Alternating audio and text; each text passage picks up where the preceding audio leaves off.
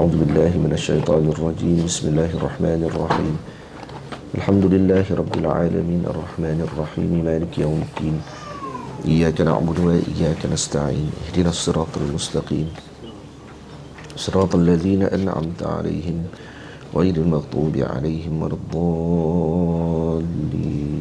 آمين. إله الورى سهل على من قرى تصانيف حداد العلا ما تعسر، وأصلح له كل الشؤون وجد له بعافية كبرى، وأحسن له الكرى وجدد له في كل حين كرامة فضلا، وأعيشه إذا ما تعسر، وهب لي وليا يا ولي الخير أنسا وراحة، ورزقا حلالا واسعا وميسرا. قال المصنف رحمه الله تعالى ونفعنا بعلومه وعلوم مشايخنا في الدارين آمين آمين يا رب العالمين. فصل pasal yang ke-11 fi ahwalin nafsi wa luzumis sabri, daripada menyatakan segala hal keadaan nafsu dan melazimi sabar.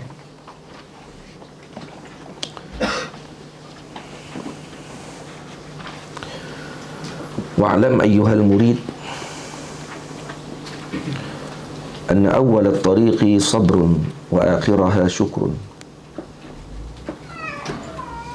وأولها عناء وآخرها هناء، وأولها تعب ونصب وآخرها فتح وكشف ووصول إلى نهاية الأرض. Dan ketahuilah wahai murid bahawa sesungguhnya awal permulaan dan daripada perjalanan kepada Allah itu adalah sabar, dan akhirnya adalah syukur. Di awal permulaan jalan adalah dengan sabar, kerana perlu melalui dengan ujian yang banyak, dan setelah sampai maka hamba tadi akan melazimi dengan maqam syukur. Jadi dengan maksudnya dia akan melalui maqamat dan ahwal-ahwal yang berbeza. Ini yang dimaksudkan oleh Sayyidi Al-Habib Abdullah bin Alawi Al-Haddad radhiyallahu ta'ala anhu. Dia akan melalui sabar terlebih dahulu, kerana itu disebut dalam hadis asyadul bala al-anbiya summa al-amsalu fal-amsal. Yang paling berat menerima ujian adalah para nabi, dan kemudian yang seumpama dengan mereka. Jadi para murid akan melalui jalannya para anbiya alaihi wassalatu wassalam. Jalan pertama yang mereka lalui, yang mereka akan hadapi, perlu dilalui dengan sabar, dan penghujungnya adalah bersyukur kepada apa yang mereka akan perolehi. Wa awwalaha ana'un wa akhiraha hana'un. Dan awalnya adalah kesusahan, yakni banyak dengan rintangan. Wa akhiraha hana'un, dan akhirnya kegembiraan, bahagia. Wa awwalaha ta'abun wa nasabun wa akhiraha fathun wa kashfun wa usulun ila nihayatil arab. Dan permulaannya keletihan dan kepayahan, dan akhirnya pembukaan, penyingkapan, dan sampai kepada puncak cita-citanya, ila nihayatil arab. Apa dia nihayatil arab tadi? Dan apa perkara-perkara yang disebut tadi? Syukrun, hana'un, nihayatil arab, dan fathun, kashfun tadi, itu adalah sampai kepada kegembiraan, iaitu puncaknya, iaitu ma'rifatullahi wal wusuli ilaihi wal unsu bihi wal wuqufu fi karimi hadratih ma'a malaikatihi baina yadayhi. Itu yang dimaksudkan dengan al-wusul. Ini mereka akan sampai kepada tersebut.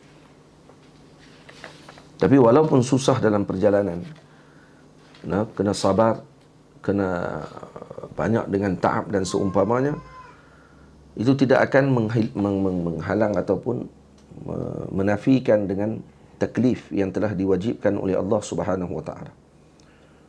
Sebab tu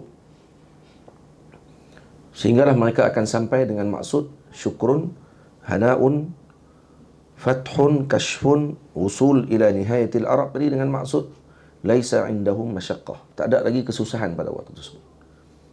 Ini awal tariq sabar, awal tariq ana, awal tariq ta'ab, nasa. Tapi setelah mana mereka melalui jalan tersebut, tidak ada lagi bagi mereka istilah masyaqqah. Itu disebut oleh Maulana Syekh Ali Jumaah hafizahullah, kata as-sufiyah, wa hum yasiruna fi at-tariqi ila Allah wasalu ila marhalatin annahum lam ta'ud hunaka masyaqqah fi af'alihim.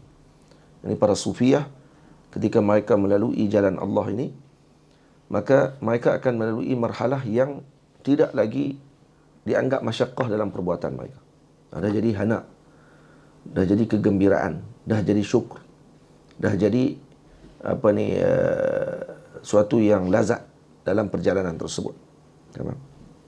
Fi bidayati sulukihim kana ahaduhum yaqumu al-laila ta'abbudan wa zikran fayajidu masyaqqatan.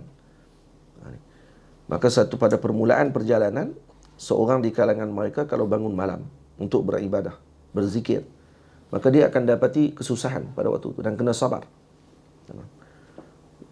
Wa tughalibuhu nafsuh.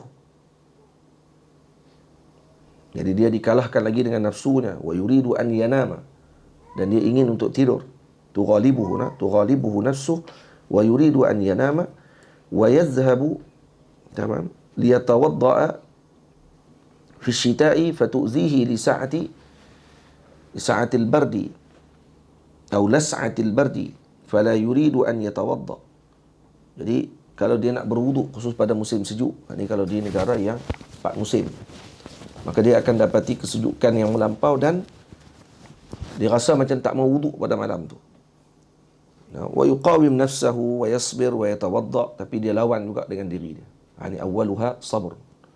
Sabar juga, lawan. Dan dia akan berwuduk. Summa huwa yajidu nafsahu ba'da dhalika yatalazzaz bizalika al-qiyam. Dan setelah lama dengan perkara tersebut, maka akhirnya dia akan rasa lazat dengan al-qiyam, dengan berdiri malam tadi. Wa tatibu lahu tilka al-las'ah allati kanat tu'zihi min qabl.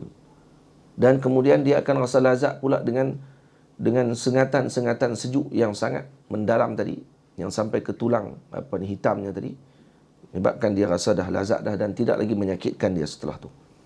Wa yas'a ilaiha, dan dia akan sentiasa untuk pergi kepada amalan tersebut. Wa ka'annahu yas'a ila syai'in muhabbibin ila nafsih, akan dia pergi kepada perkara yang sangat dia cintai pada dirinya. Fazala anhu takalluf, maka hilang padanya waktu itu takalluf, alladhi huwa al-masyaqqah wal istisqal, iaitu masyaqqah, kesusahan, dan juga berat lil ibadah. Ini rasa berat untuk melakukan ibadah dah hilang waktu itu. Kenapa? Karena dia telah bermujahadah. Fa'abbara an zalika wa qala ana al-an la ajidu takallufa lillah. Maka mereka akan sebut apa? Perkataan last sekali dia kata, ana al-an la ajidu takallufa. Saya sekarang tidak ada lagi takalluf. Jadi ini ada orang silap faham. Kata bila sufi menyebut ana al-an la ajidu takalluf, dia faham ingat jadi ana al-an la ajidu taklif. La takalluf itu beza dengan taklif. Jadi aku tidak dapati lagi kesusahan. Kerana apa? Kerana yang dilakukan adalah kerana hub, kerana syauq ilallah, kerana rindu dan juga kasih kepada Allah Subhanahu wa taala. Jadi orang yang tersilap ataupun orang yang qasirun, yang lemah daripada memahami kalam awliya, mereka akan kata ibarat daripada akabir ini, annahum la yusalluna wa la yatawaddaun. Mereka tak sembahyang. Anal an la ajidu takalluf, kata dia. Orang ni tengok, yang ni tak sembahyang lah. Kalau dah sampai tak sembahyang. Bukan tak sembahyang, sembahyang mereka tidak lagi dengan kesusahan. Seperti mana kita kalau kata bangun daripada tidur untuk tunaikan solat subuh, masih lagi dalam perasaan kasih dengan tidur. Bangun solat, bangun Allahumma salli ala sayyidina Muhammad, orang yang berpuasa bangun untuk sahur. Macam mana dia memandang sahur tadi dengan arahan Nabi SAW, tasahharu fa inna fihi al-barakah, kata Nabi. Tasahharu fa inna fihi al-barakah. Nabi kata, bersahurlah kamu kerana dalamnya ada berkat. Kalau dia ingat dengan kalamnya Nabi SAW, dia bangun tadi kenapa? Karena yang menyuruh tadi kekasihnya. Maka dia tak akan rasa ta'ab. Dia tak akan rasa kasih dengan tidur. Kenapa? Karena waktu tu Nabi suruh bangun. Dan sebut pula Nabi sebut pula. Dia tak akan rasa susah. Kenapa? Karena dia memandang tu disuruh oleh junjungan besar. Disuruh oleh kekasih hatinya. Jadi dia tak akan rasa letih, tak akan rasa pedih dalam hati.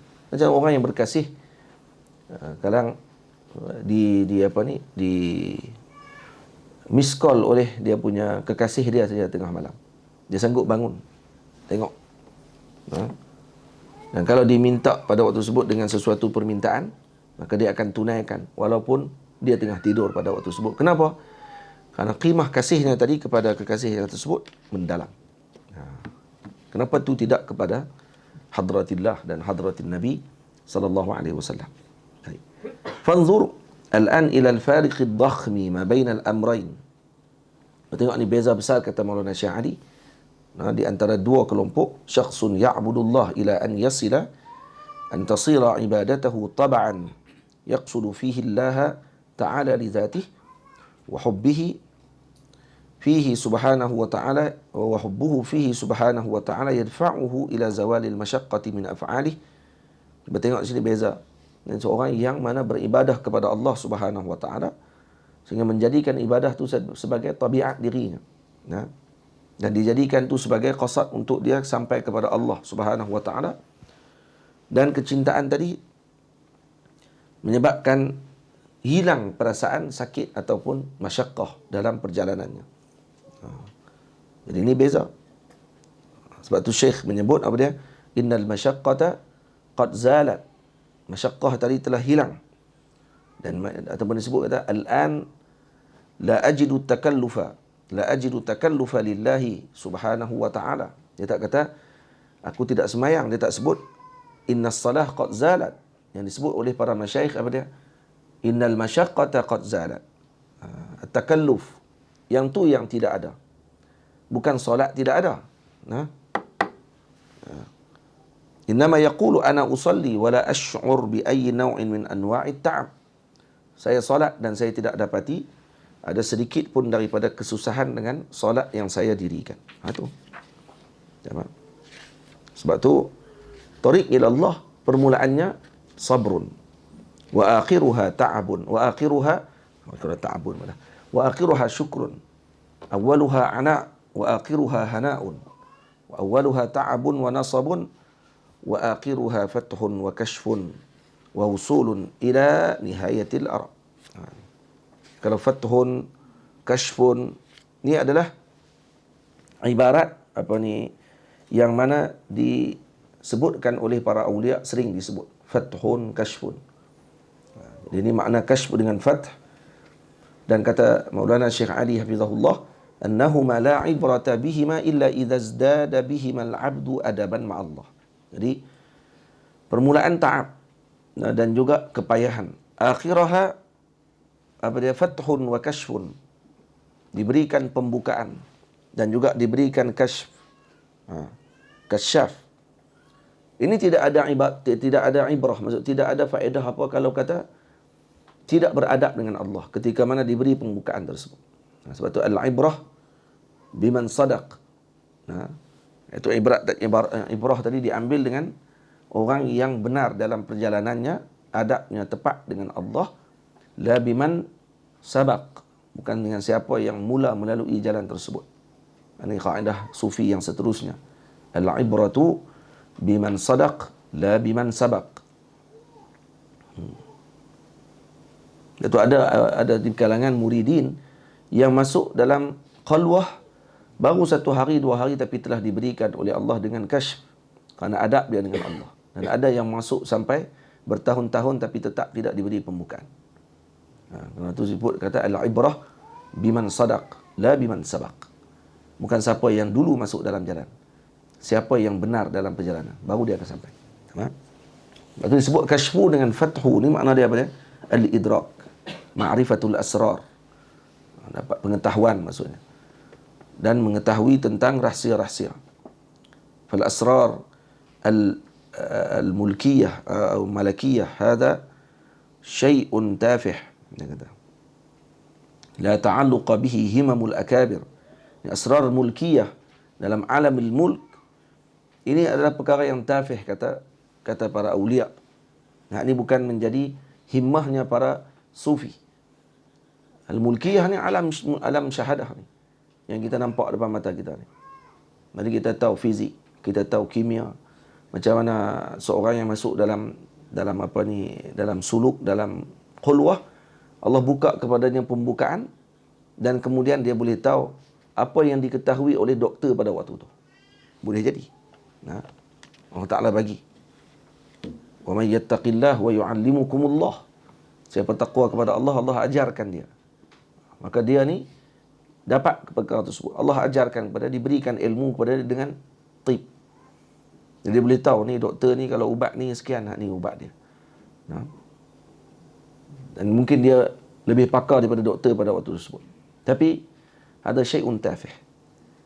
Bagi seorang yang suluk salik ila Allah, ada tafih. Ini benar biasa saja. Kenapa? Karena alam mulk ini bukan ta'alluq dengan himam ataupun himmahnya para akabir, kerana mereka bukan nak yang tu sebenarnya. Kerana itu disebut al-multafitu la yasil. Kalau dia berhenti zakat tu, ya, dia akan berhenti zakat tu lah. Dia tak akan sampai kepada Allah. Dia akan seronok dengan ilmu yang dia dapat pada waktu tu. Ataupun diberi pembukaan dengan asrar kepada memahami bahasa binatang. Dia dengar burung bercakap, dengar ayam ni maklumkan apa. Kalau terhenti zakat tu, maka akhirnya dia tidak akan sampai kepada peringkat yang seterusnya. Ini kata Maulana Syekh Ali hafizahullah ta'ala. Dia kata wal nafrid anna al-waliya qad fataha alaihi bi kulli asrari ahli al-ard. Katakanlah kalau seorang wali tadi dibukakan oleh Allah kepadanya dengan semua asrar ahli bumi ini. Wa bi kulli ulumi ahli al-ard, dan dengan seluruh ilmu ahli bumi ini. Hatta arafa dhalika kullahu wa ahata bih, sehingga dia tahu kesemuanya. Faman allazi yastafiduhu min hadha? Apa faedah daripada dia tahu benda tadi? Idza lam yastafid bihadha adaban ma'allah falaysa bi syai'. Kalaulah dia tahu semua benda tadi tapi tidak menambah adab dia dengan Allah, maka tidak ada apa faedah. Wa yakunu huwa wal kafiru sayyan. Maka dia dengan kafir sama saja. Sebab kafir pun tahu ilmu tu. Orang kafir pun tahu juga tentang ilmu tib. Dia ada pakar dalam bidang tib. Kalau dia tahu dalam ilmu fizik, ilmu ahli dunia seluruhnya, ahli fizik dalam orang kafir lebih ramai. Dan Einstein lebih alim daripada dia dalam bab tu contoh. Jadi di antara dia dengan kafir sayyan, sama saja. Li'anna al-kafira ya'lamu kull hadha, karena kafir pun tahu semua benda tu. Fa idza lam takun hadhihi al-ma'lumat ta'lamuhu kaifa yata'addab ma'a Allah atau tu'allimuhu kaifa yata'addab ma'a Allah, fa hadha ilmun la yanfa'. Kalaulah maklumat tersebut tidak mengajarkan dia bagaimana beradab dengan Allah, maka ilmu tadi tidak bermanfaat. Wal jahlu bihi la yadur, dan jahil dengan perkara tersebut tidak mudarat. Fanahnu masalan fi'atun muayyanatun lana takhassusatun muayyanatun wala na'rifu at-tibba wala al-handasata wala khilafuh, faman alladhi darrana? La syai', li'anna ghairi qama biha wa ta'allamaha. Nyata kita ni seperti duduk dalam satu kawanan, dalam satu komuniti. Dan kita ada kepakaran masing-masing. Kita tak tahu ilmu perubatan, kita tak tahu ilmu berkenaan dengan engineering, kita tak tahu tentang architecture, kita tak tahu pasal pembinaan. Baik, ada masalah ke kita tak tahu benda tu? Tak ada masalah pun. Al-jahlu bihi la yadur. Kita jahil dalam bab tu tidak mudarat pun. Kenapa? Karena ada orang boleh buat dah kerja tu. Nak buat bangunan bukan mesti kita yang pergi buat. Ada orang boleh buat. Dan nak berubat, dah ada doktor. Dia tak perlu kita nak kena jadi doktor juga untuk berubat. Dah ada orang boleh buat dah. Jadi kerana itu disebut al-jahlu bihi la yadur. Jahil dalam perkara tadi tidak mudarat. Tapi kalau tak tahu jalan kepada Allah dan adab kepada Allah, ini perkara dalam fardu ain contohnya, ada yadur. Ini mudarat. Kenapa? Karena tak ada orang boleh buat benda tadi untuk kita. Jadi, amma hadzal fathu aw al-kashfu idza zadahu adaban ma Allah kana hadha huwa al-maqsud wa kana hadha huwa al-muttaba'. Jadi kalau kata kasyaf dengan fathu tadi, pembukaan tadi, kalau bertambah lagi adab dia dengan Allah, maka ketika tersebut itu yang dimaksudkan. Jadi kalau wa akhiraha fathun wa kashfun wa wusulun ila nihayatil arab, kesemua itu perlu kepada adab ma Allah. Ma'a adabin ma Allah. Jangan di sini kata ba'dun nas wal iyazu billah. Kata Maulana Syahri. Sebahagian orang, moga Allah lindung kita daripada perkara ini. Lam yakun ikhlasuhum tamman. Ikhlas mereka tidak sempurna. Fa indama yukshafu lahu syai'un min hadha yabda'u fit tala'u. Dia tak apa ikhlas mana. Masuk suluk. Dan tengok Allah bagi pembukaan. Bila buka kepada dia, maka bermulalah permainan dia. Walaysa fis sayri ila tariqillah fayaghtarru bi nafsihi. Dia bukan lagi berjalan di jalan Allah, tapi dia tertipu dengan dirinya. Wa yata'ala 'alan nas. Dan dia rasa dia paling hebat. Dia kata dia telah menjadi kutub pada waktu tersebut. Wali. Kerana dia tahu benda yang orang lain tak tahu. Wa yastaghillu ma 'arafahu min kashfin lil asrari fi tahsili dunya malan wa jahan wa sum'atan wa syahwat. Dan dia mula menggunakan kasyaf dia tadi, kononnya untuk mendapatkan dunia. Nak harta, nak pangkat, nak sum'ah, nak gunakan untuk syahwatnya. Waktu ni. Atau ay syai'in akhar. Fa in huwa fa'ala dhalik faqad iltafata an tariqillah. Kalau dia buat macam ni, waktu ketika permulaan jalan, diberi pembukaan, buka baru alamul mulk. Dia dah nampak asrar-asrar alam ni. Dia dah nampak dah kata burung ni tasbih. Dia dah nampak kata kucing macam mana bercakap. Dia dah nampak dah macam mana orang panggil apa, gajah berzikir. Tu dia terhenti cakap tu. Kemudian dia mula rasa ya ta'ala 'alan nas. Rasa dia hebat pada waktu tersebut. Dia terhenti.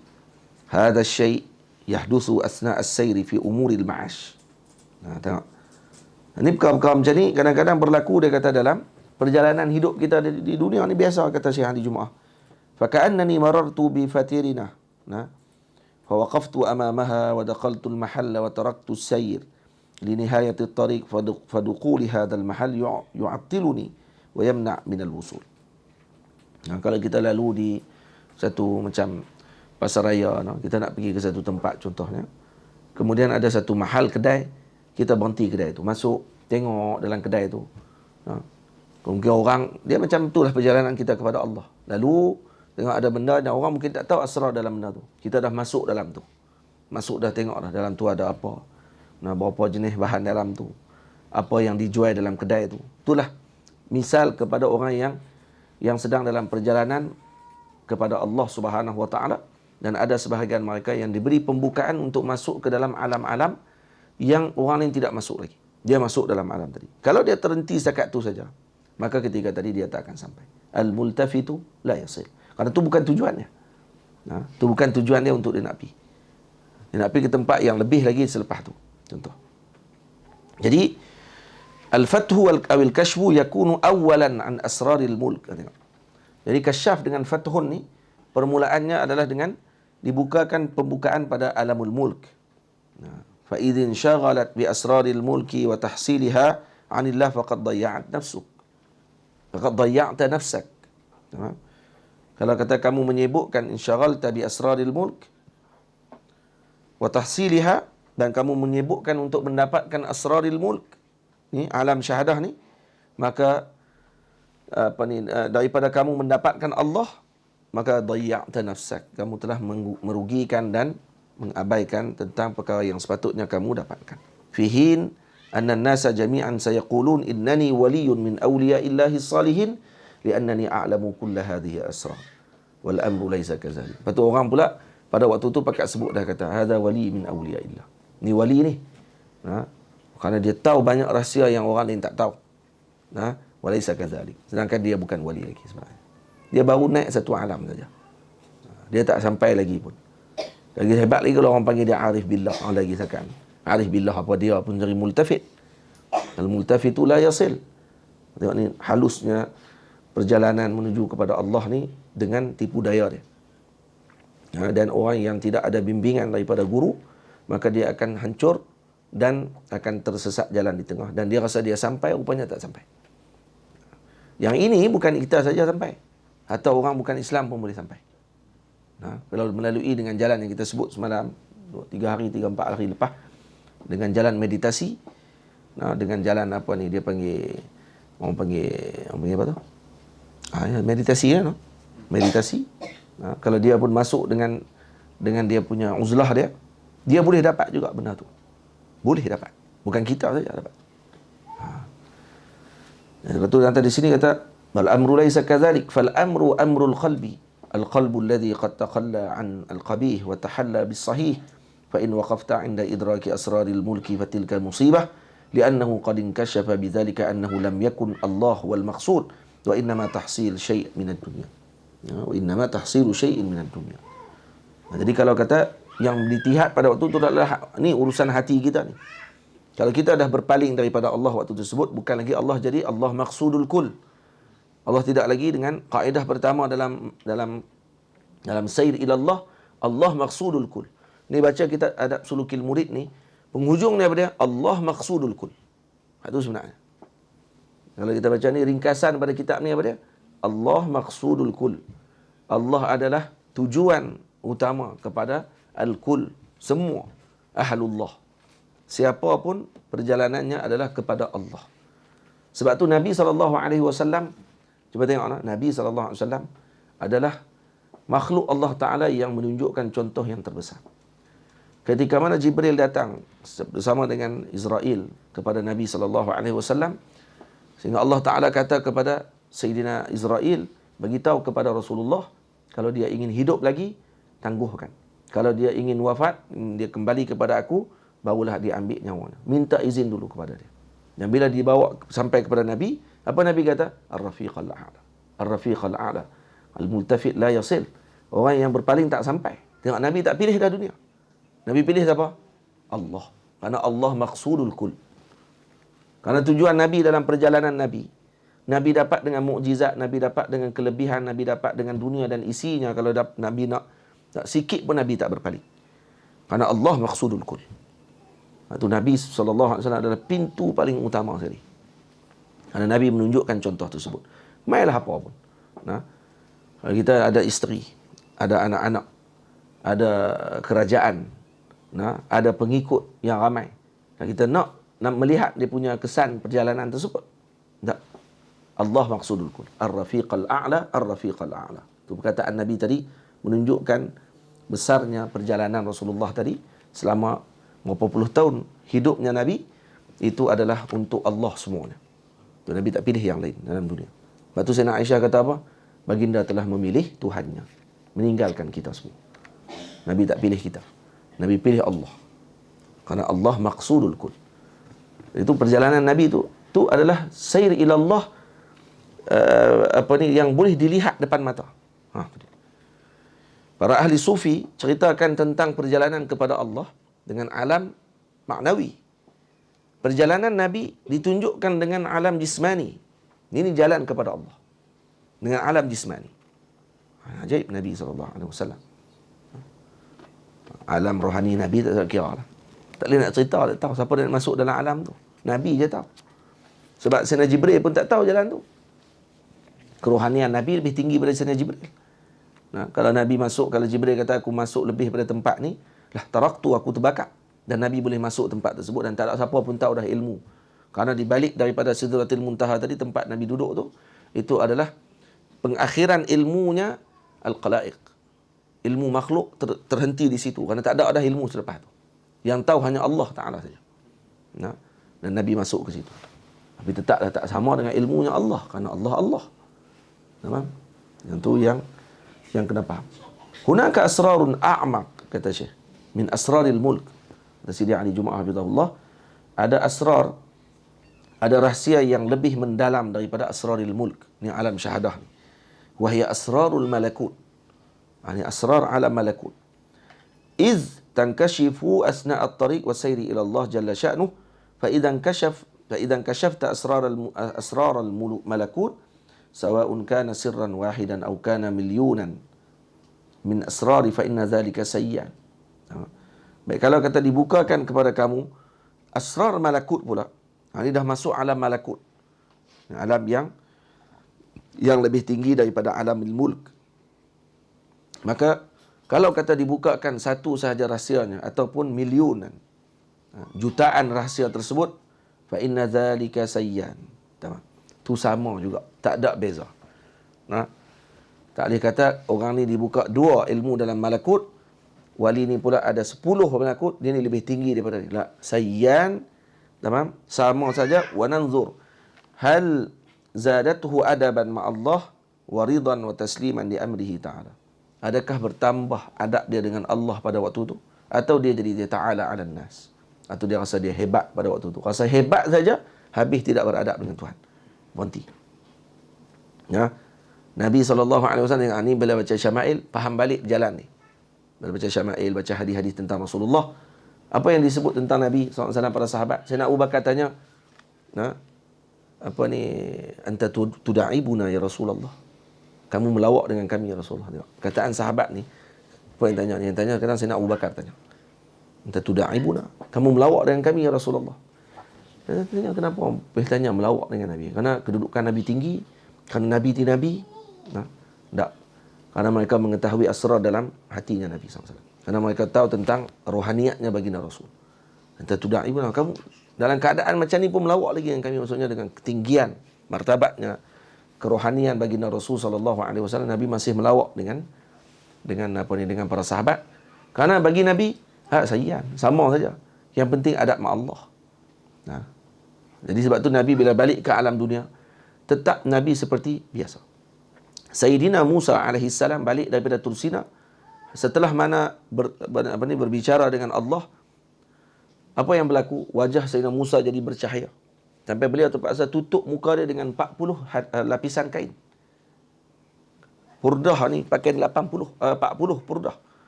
Tutup. Buka satu, pengsan orang. Kalau buka habis, mati orang. Maka dia kena tutup muka dia. Dan dia tak cakap dengan siapa pun. Kenapa? Dan dia ni tutup telinga dia. Dengar orang cakap, dia kata, tak ada bahasa yang paling busuk dan huduh melainkan bahasa orang. Ni orang bila bercakap, dia kata, huduh lah dengar, tak sama dengan kalamullah, yang sangat lazat didengar. Dia tutup telinga. Tapi kalau jadi macam tu, macam mana nak berdakwah? Macam mana nak duduk dengan umat? Nampak? Akhirnya Sayyidina Musa AS minta kepada Allah ditarik benda tadi. Dan kata dalam riwayat, beliau tetap menutup wajahnya, tapi telinga pendengarannya dibuka oleh Allah, ditutup tajallinya dengan apa ni, dengan kalamullah. Dia dengar kalam orang jadi biasa balik, tapi wajahnya tetap bercahaya dengan luar biasa. Dan sampai wafat katanya wajah Sayyidina Musa macam tu, ditutup wajahnya. Angkat tadi. Baik. Tanya nak apa? Apa dia ni? Ustaz tengah duk mengajar, kata. Apa yang saya boleh habaq ke Ustaz ni? Kata gitu.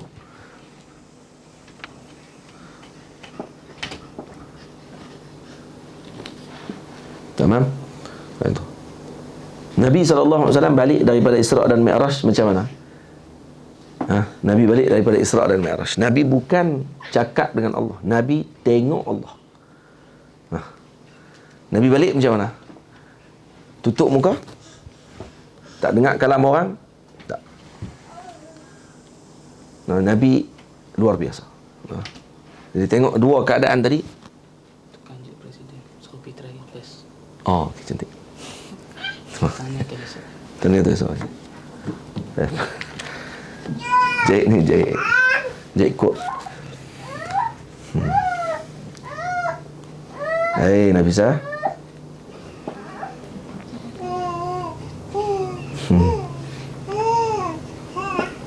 Abang tanah ni.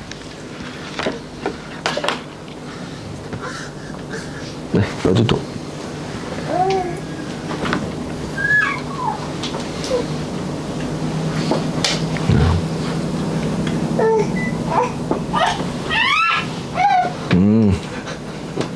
Nampaklah pangkat dia. Nafisah.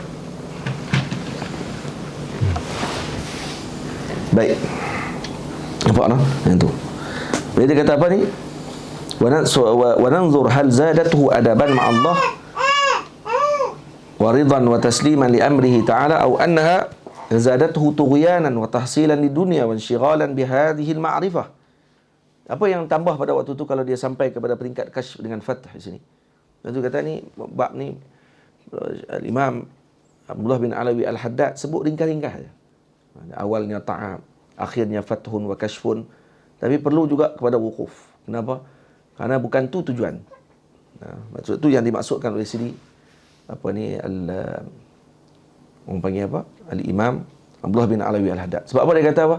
Wa usul ila nihayatil arab. Apa dia nihayatil arab? Dzalika ma'rifatullah wal usul ilaihi wal unsu bihi wal wuqufu fi karimi hadratih. Tak ada satu pun disebut ma'rifatu al-kashf.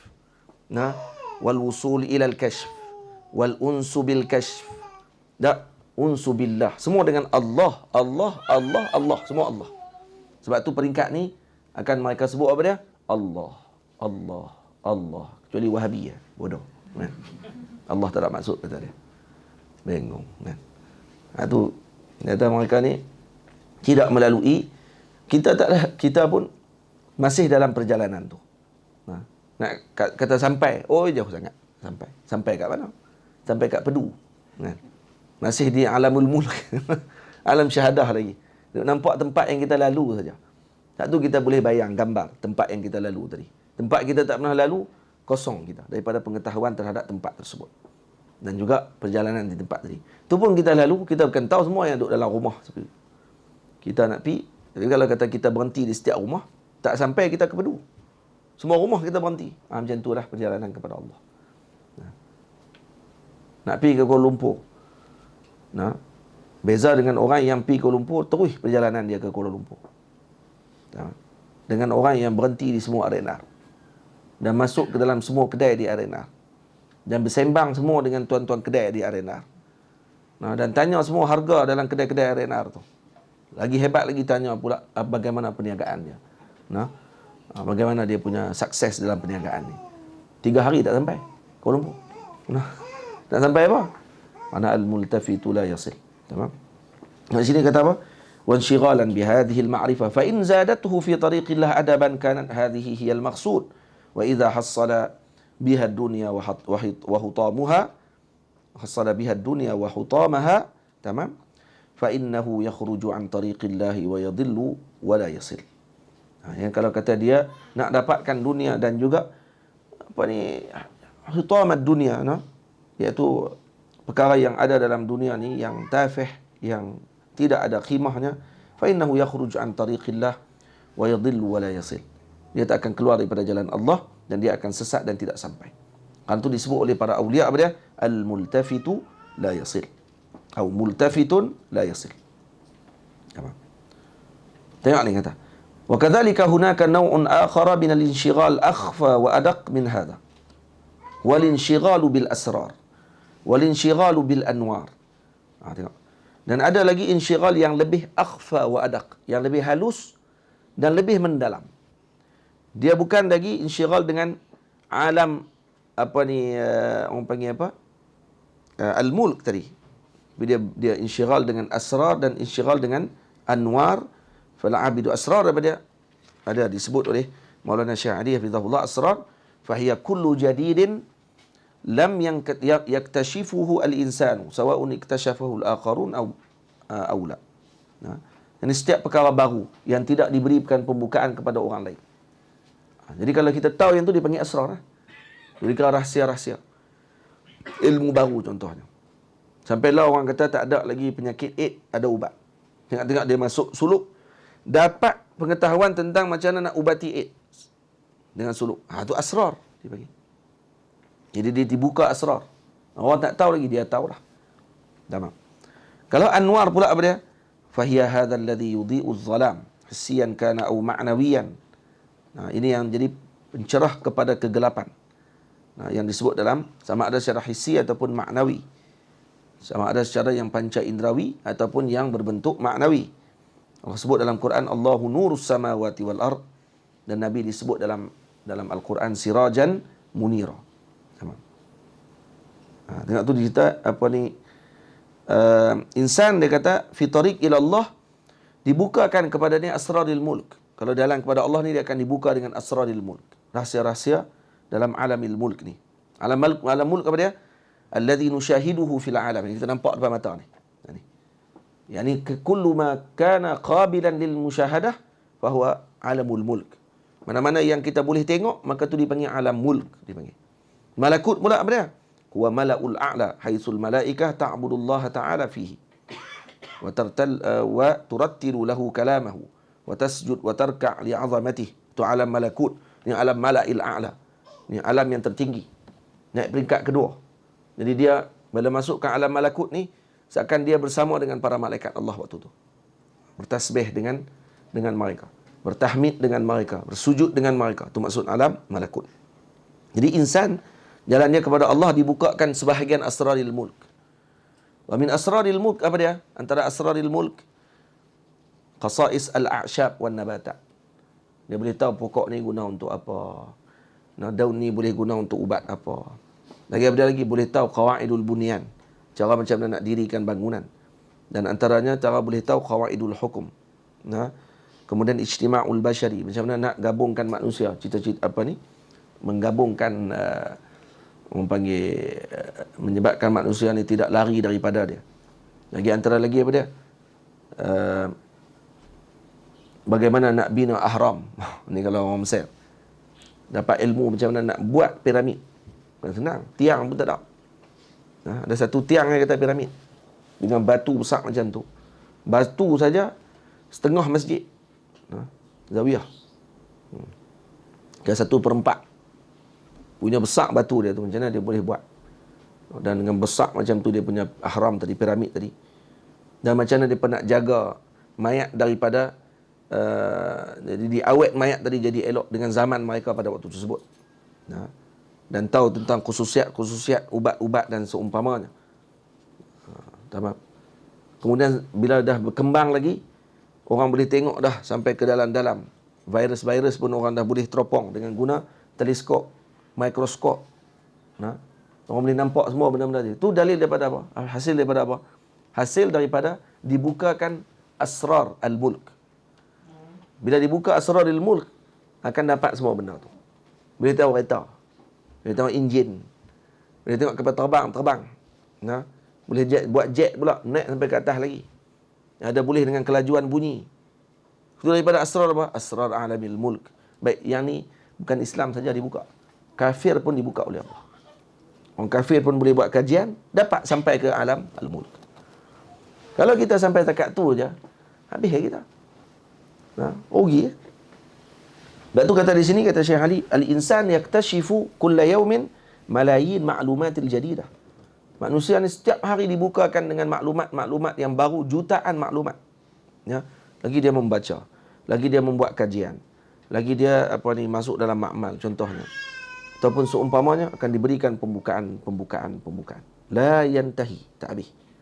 Sampailah kalau dibuat kajian pasal alam binatang, kata Maulana Syekh Ali, di Amazon tiap-tiap hari keluar binatang baru. Berlambak-lambak lagi katanya flora dan fauna di Amazon tu yang orang tak pernah tengok lagi, tengok ada. Memang nak binatang. Baru jadi ke? Tak, baru jumpa. Dah. Dia baru jumpa. Hari dia jumpa bunga baru pula. Ini spesies yang ke berapa? Jumpa pula rusa baru. Rusa ni spesies ke mana pula dah? Jumpa pula dengan burung-burung baru. Sebab tu alam burung lebih banyak daripada alam binatang. Jadi kalau disusun ikut susunan binatang macam kita baca dalam mana itu? Alam burung ni lagi banyak pada alam ni. Baca kitab mana? Dalam syarah Sittin masalah. Dalam syarah Sittin masalah disebut oleh Syekh Mihi Shibini tentang alam-alam binatang ni. Ada yang lebih banyak, yang dalam laut lebih banyak daripada yang darat. Yang darat lebih banyak kata-kata tu. Yang paling banyak apa dia? Malaikat. Paling banyak malaikat Allah Subhanahu Wa Taala. Malaikat pun macam-macam jenis. Malaikat ada yang bentuk ayam pun ada. Satu yang malaikat boleh berupa kan. Lepas tu kata hadis musalsal dikul abyad yang Nabi sebut dalam hadis, kata dikul abyad sadiqi, kata Nabi. Hadis tu fihi maqal, ada sikit berbincangan. Nabi kata ayam putih ni adalah saudara aku, sahabatku, kata Nabi. Jangan sembelih ayam putih. Ayam putih jantan maksudnya. Jangan sembelih ayam putih jantan. Sungguh pun kalau kata ni, jangan sembelih. Siapa bela ayam putih jantan, dia baca surah Al-Kahfi kat ayam putih tu, insya-Allah dijaga kawasan tu. Dijaga kawasan tersebut. Ini ilmu yang dibagi oleh para tuan-tuan guru. Ayam putih jantan. Tak ada ayam putih jantan, kucing putih. Kucing putih pun boleh. Kucing tu putih semua. Kucing putih macam ni, baca dekat dia. Saya dulu ada kucing putih dekat ni, lepas tu orang curi. Dia baca kat dia, lepas tu dia hilang. Ada orang ambil dia terus. Sebab kalau sampai sihir ke apa, sampai kat dia dulu. Memang kesian lah. Tapi dia jadi macam penjaga kepada tuan dia lah. Dia ada asrar dia. Kalau baca tu, insyaAllah, kalau sakit apa, dia sakit dulu. Tahu kata kena dia dulu. Dia baca. Ataupun macam itulah dia punya khususiat dia. Kerjaan dia. Baik. Lepas tu kata sini apa dia? Kullama istashafa ma'lumatan ja'at ma'al ma'lumati as'ilah. Setiap kali datangnya maklumat baru, ni kan maklumat tiap-tiap hari dibukakan 1, 2, 3 million maklumat. Setiap kali datang satu maklumat, akan dibukakan pula dengan maklumat tadi beberapa persoalan. Ada yang sampai 40 soalan. Ada yang satu masalah tadi, satu maklumat tadi keluar sampai 50 soalan. Dan disebabkan kerana ada juga di kalangan mereka yang terpaksa selesaikan jutaan soalan bagi satu masalah. Tamam. Jadi lakin kata Syekh, al-insan aidan fi tariqihi ila Allah yahdus lahu inkishafa li hadhihi al-asrar. Berlaku juga yahdusu lahu inkishafu li hadhihi al-asrar. Jadi berlaku juga padanya inkishaf pada asrar-asrar ni, wa huwa alladhi yusamma bil kashfi. Ini nama kasyaf. Kasyaf ni berlaku kepada orang yang berjalan di jalan Allah. Famathalan bainama huwa qa'idun fil qulwah atau fis salah. Kadang-kadang dia duduk dalam qulwat dia, atau duduk dalam solat dia tengah solat, atau huwa yamshi fi tariqihi, ataupun dia tengah duduk berjalan. Tafattah alaihi mas'alatan kauniyah. Atau tufattihu lahu mas'alatun kauniyah. Dibukakan kepadanya masalah yang berlaku dalam alamil mulk. Wa ya'lamu ma qad ya'lamuhu at-tabibu. Tahu apa yang tabib tahu. Doktor tahu. Wa ya'lamu ma qad ya'lamuhu al-kimiai. Dia tahu dengan apa yang ahli kimia tahu. Imma tamaman atau imma fi ba'dil jawanib.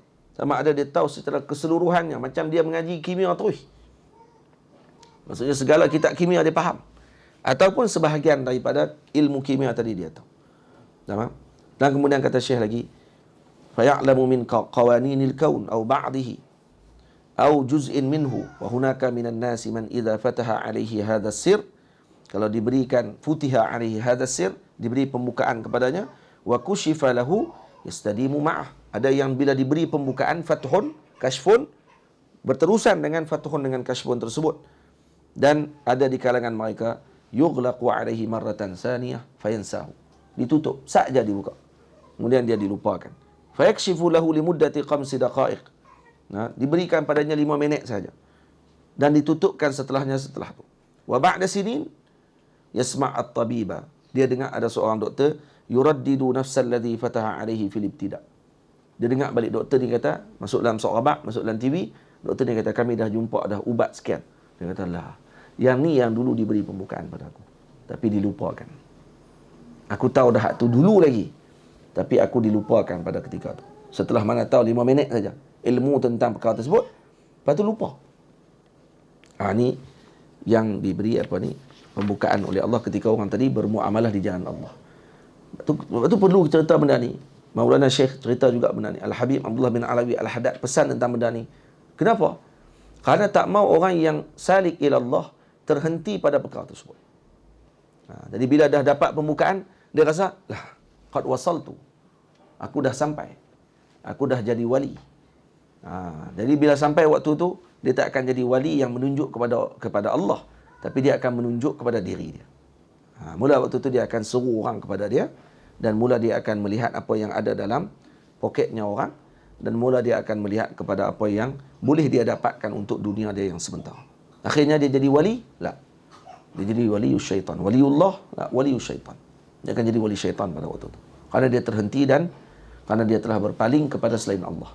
Itu perbahasan ataupun perkara yang disebut oleh Sayyidi Al-Habib Abdullah bin Alawi Al-Haddad ini, wa dzalika ma'rifatullah wal wusul ilaihi wal unsu bihi, dan yang dimaksudkan dengan nihayatil arab, apa dia? Puncak cita-cita itu adalah ma'rifatullah, wusul sampai kepada Allah, unsu bihi, jinak hatinya dengan Allah, wal wuquf fi karimi hadratih, berhenti pada kemuliaan hadratnya beserta dengan para malaikatnya. Ni dah masuk dah ma'a malaikatihi baina yadayh. Maksudnya apa ni? Tadi alamil mulk dah masuk ke alam malakut. Halus Syekh Al-Habib Abdullah bin Alawi Al-Haddad syarah. Nah, kalau tak baca kitab Syekh Ali Jumaah, berat juga nak faham ni. Nah, sebab tadi bukan syah, lepas tu ni masuk ke alam bersama dengan malaikat, masuk daripada alam mulk masuk ke alam malakut dah ni. Ma'a malaikatihi baina yadayhi. Wa man assasa jami'a umurihi 'ala sabril jamil, dan sesiapa yang telah mengasaskan sekalian urusannya atas kesabaran yang baik, hasala 'ala kulli khairin, maka dia akan mendapatkan segala kebaikan. Wa wasala ila kulli ma'mulin, dan akan sampai kepada semua yang dicita-citakan. Nah, wa dhafira bi kulli matlubin, dan beruntung pada setiap yang dituntut, yang dicarinya. Jadi kalau dia bersabar, maka dia akan dapatkan segala perkara tadi yang baik tadi. Baik. Jadi maknanya bersabar iaitu sabar pada jalan Allah ni, apa maksud dia? Ada adab ma Allah. Adaban ma Allah. Maksudnya tu beradab dengan Allah pada ketika sedang berjalan ke jalan Allah. Jadi tak boleh waktu ketika tu dia berpaling daripada jalan sabar tadi. Kalau dia berpaling daripada jalan sabar, bermaksud dia telah tidak beradab dengan Allah pada waktu itu. Karena as-sufi ibnu waqtih. Karena sufi adalah anak waktunya. Tu dia punya sebut tulis satu lagi. As-sufi ibnu waqtih. Kenapa sufi ibnu waqtih? Karena sufi bermuamalah melihat kepada hal keadaan ketika dia berada ketika tersebut. Kalau waktu tadi, waktu dia mendapatkan kegembiraan, fathun daripada Allah, apa dia yang dia akan lakukan? Dia akan semakin tunduk kepada Allah. Dia tidak akan terhenti dengan kasyaf tadi, kasyaf tersebut. Kalau waktu tu dia diuji oleh Allah, maka hak bagi anak kepada waktu tersebut, karena sufi ibnu waqtih, maka dia kena bersabar. Dia tak boleh menempelak pada waktu tersebut dan menyalahkan takdir dan seumpamanya. Maka kalau dia bersabar dan menjadi seorang yang taat, maka dia akan taat kepada Allah pada waktu tersebut, maka dia akan diberikan dengan anugerah demi anugerah. Itu maksud man assasa jami'a umurihi 'ala sabril jamil hasala 'ala kulli khairin wa wasala ila kulli ma'mulin wa dhafira bi kulli matlubin. Tamam. Dan kemudian Sayyidi Al-Habib Abdullah bin Alawi Al-Haddad rahimahullahu ta'ala menyebut wa'lam anna an-nafsa takunu fi awwalil amri ammaratan ta'muru bis-syarr wa tanha 'anil khair. Dan ketahuilah olehmu bahawasanya sesungguhnya nafsu itu pada awalnya adalah nafsu al-ammarah, yang menyuruh, yang mengajak kepada melakukan kejahatan dan mencegah daripada melakukan kebaikan. Ini nafsu ammarah. Ini marhalah yang pertama dalam perjalanan menuju Allah. Dia kena lalui awaiq, halangan-halangan nafsu ini dulu. Ada 7 halangan nafsu yang kena dia lalui. Sebelum sementara nak sampai kepada nafsu yang seterusnya, kita baca dulu. Fa in jahadaha al-insanu, maka jika seorang insan tu melawan nafsu ammarah, baik macam mana nak lawan? Sagi kita baca. Macam nak lawan dia. Lawan nafsu ammarah bukan ambil pedang, tibai seorang-seorang dia gitu tak. Ataupun duk berlatih macam mana nak potong ammarah. Tak. Wa sabara ala mukhalafati hawaha, dan bersabar atas menyalahi keinginannya. Keinginan apa? Keinginan ammarah bisu. Lepas tu dipanggil ammarah bisu atau wazan fa'alah. Dia tak panggil dalam Quran amirah bisu. Tengok, nama nafsu pun ammarah. Maksudnya apa dia? Memang banyak suruh kepada yang tak baik. Allah Ta'ala tak kata, Allah Ta'ala tak sebut amirah bisu. yang mengarahkan sekali kepada kejahatan. Tak. Digunakan dengan sirah mubalaghah, iaitu ammarah. Dalam Quran Allah Ta'ala sebut innan nafsa la ammaratun bisu'. Allah Ta'ala tak sebut innan nafsa la amiratun bisu'. Sesungguhnya nafsu itu amirah bisu'. Tak sebut amirah, ammarah. Karena itu dia akan balik berkali-kali mengarahkan orang tadi kepada maksiat. Itu dia, kerana dia ammarah. Sekali dia suruh, sekali dia hilang, dia main pula lagi, sekali dia suruh lagi, sekali dia hilang, dia main pula, sekali lagi dia suruh lagi. Ini nafsu ammarah bisu'. Jadi kita baca apa yang Maulana Syekh Ali sebut. Wa sabara ala mukhalafati hawaha sarat lawamatan. Bila mana dia dah mula menyalahi keinginannya, maka naiklah dia berubah menjadi nafsu lawamah. Nafsu lawamah macam mana? Nafsu lawamah mutalawwinatan laha wajhun ila al-mutmainnati wa wajhun ila ammarah, fahiya marratan hakadha wa marratan hakadha. Yang memiliki kecenderungan berubah menjadi nafsu mutmainnah. Jadi lawamah boleh naik peringkat seterusnya. Tapi nak sampai mutmainnah bukan sampai dekat tu lah. Ni Syekh terus sebutkan nafsu lawamah kalau dilatih, kalau bersabar dengan jalan tersebut, dia akan naik kepada peringkat seterusnya. Nafsu apa? Nafsu mulhamah. Habis mulhamah, akan melalui jalan dia pula, naik pula peringkat seterusnya nafsu radiyah. Habis nafsu radiyah, naik pula nafsu mardiyah. Habis mardiyah, baru mutmainnah. Mutmainnah yang peringkat ke-6 lah. Bukan kecil. Wa wajhun ila ammarah fahiya marratun. Dan dia boleh pergi kepada dua-dua peringkat lawamah. Dia boleh cenderung, boleh balik semula kepada nafsu ammarah bisu', dan dia boleh ada kemungkinan untuk naik kepada nafsu mutmainnah. Nafsu yang tenang. Bila nafsu ni tenang, dia tak ammarah dah. Tak suruh dah buat benda jahat-jahat ni. Bila sampai kat mutmainnah, dia dah tidak ada lagi dalam keinginan dia melainkan Allah waktu tu. Itu disebut dalam Quran apa dia? Ya ayyatuhan nafsul mutmainnah irji'i ila rabbiki radiyatan mardiyah fadkhuli fi ibadi wadkhuli jannati. Jadi dia akan masuk dalam apa ni, Allahumma salli ala sayyidina Muhammad, masuk ke dalam syurga Allah Subhanahu wa taala. Tu ayat tadi pun ada maksud yang luar biasa. Fadkhuli fi ibadi tadi ni, tu pun ada maksud yang luar biasa. Jadi kita tengok apa ni perbahasan yang disebutkan oleh para masyayikh tentang nafsu lawamah, nafsu mutmainnah, nafsu ammarah bisu' ni. Sebelum tu, baca lagi sebelum tu. Fa in rafaqa biha. Kalau dia, orang panggil apa ni? Maka jika dia berlemah lembut dengannya, dengan nafsu ammarah bisu' tadi. Wasara biha, dan berjalan juga dengannya, dengan nafsu ammarah bisu'. Yaquduha bi azimmatir raghibah. Bi azimmatir raghbati fima indallahi, dan pada ketika tersebut sambil mengendalinya dengan kekangan cinta terhadap suatu di sisi Allah. Tamam. Sarat mutmainnatan. Jadi kalau kata dia bawa nafsu mana ni? Nafsu lawamah tu, minta maaf. Nafsu lawamah, ini nafsu lawamah lah. Nafsu lawamah kalau dia berjalan dengannya, yaquduha bi azimmatir raghbati fima indallah, dan dia ikat nafsu tadi dengan keinginan dia untuk dapatkan apa yang ada di sisi Allah. Maksudnya melihat apa yang ada pada Allah lebih utama daripada apa yang ada pada nafsunya. Sarat mutmainnatan, maka dia akan jadi mutmainnah pada penghujung nanti.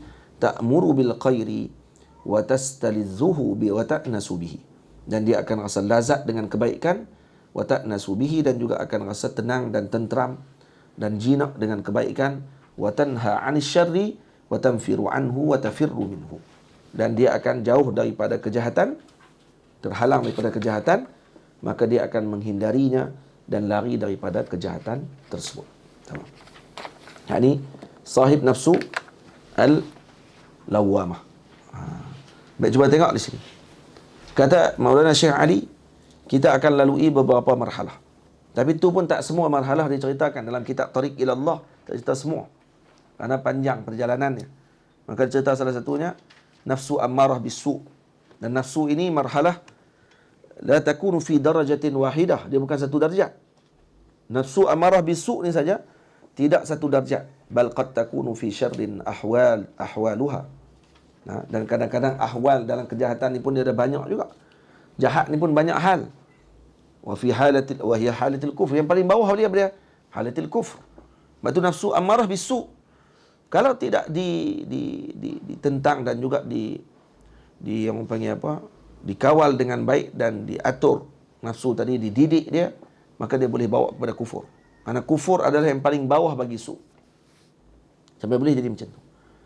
Sebab tu kalau kata orang tadi sampai murtad, maknanya nafsu amarah bisu dia paling teruk sekali. Paling hujung sekali tu, habis dah tu. Sebab tu mereka diberikan dengan hukuman yang berat. Kerana untuk melawan dengan nafsu tadi.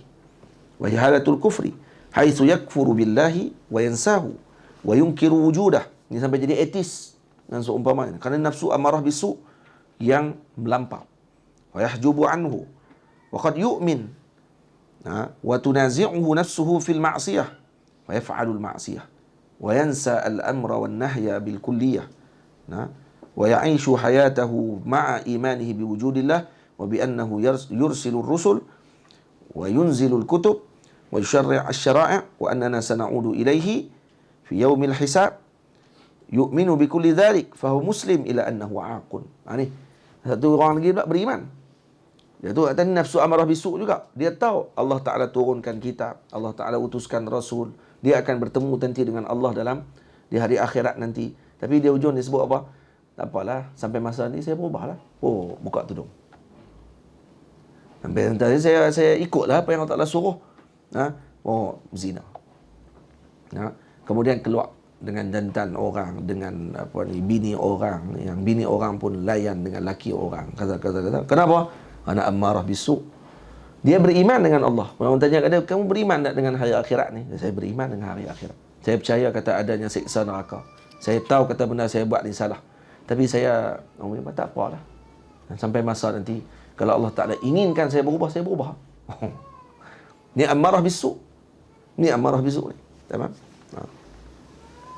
Boleh? Jadi setiap kali dia nak keluar daripada maksiat dia, ini darajah lain ni. Fa innahu ya'udu bisuhulatin ila al-ma'siyah. Dia akan balik semula kepada maksiat dengan senang pula. Dan dia tak tengok lagi dengan pahala dan juga iqab. Pahala ke siksaan kan tak tengok dah. Yang penting dia buat balik maksiat tu. Jadi ni marhalah apa ni? Amarah bisu. Dan kadang dia tak rasa bersalah. Itu lebih hebat. Dia tak rasa bersalah. Amarah bisu ni dia tak akan rasa bersalah. Dia buat tu rasa tenang. Dan lagi hebat lagi, waktu ni lah Allah uji dia. Datang istidraj. Iblis pun akan main. Saya tengok dia makin maju dalam perniagaan dia. Masa dulu dia buat dengan ikut syariat contohnya, dia susah. Tapi lepas dia buat macam tu, dia lagi senang. Jangan salah tengok, ni lagi mudah hidup saya lah ni. Kesihatan saya makin baik. Dia jadi Fir'aun waktu tu. Jadi Fir'aun. Fir'aun tak pernah sakit 500 tahun. Dan akhirnya dia tertipu dengan diri dia. Dia rasa dia Tuhan. Tak pernah sakit 500 tahun tak sakit.